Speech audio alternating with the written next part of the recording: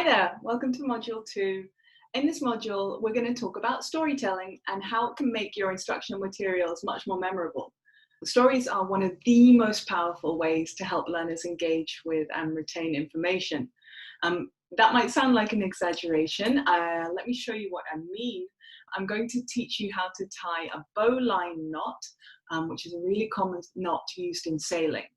First, I'll teach you how to tie the bowline without using any sort of storytelling method. And then I'll teach you a second time, and I'll use a story to help you learn how to tie the knot and how to remember how to tie the knot on your own. And I'm really interested to hear which one you think resonates more deeply with you.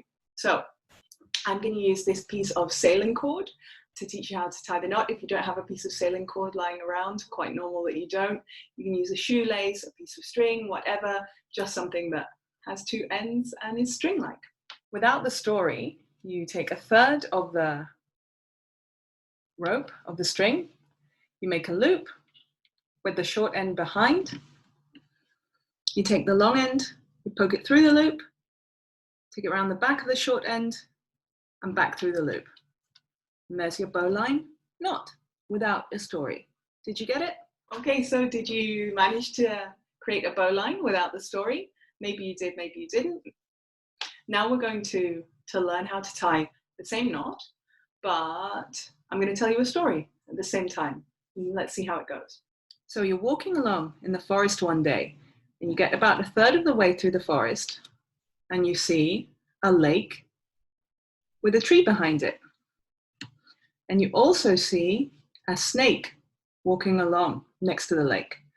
He goes swimming in the lake. The snake is swimming in the lake. And then he jumps out, he goes behind the tree, and then he jumps back in the lake. He dives back in.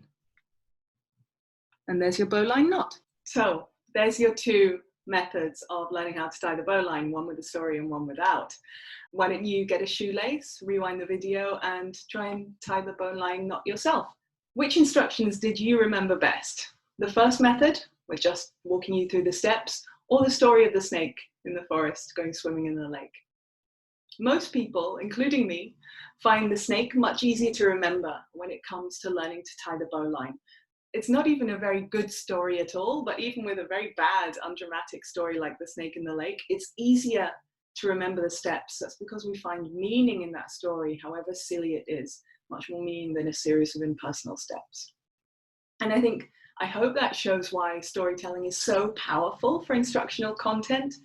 In the next activity, we'll look more deeply into the psychology of storytelling and learning and discover a framework you can use to structure stories for your instructional content.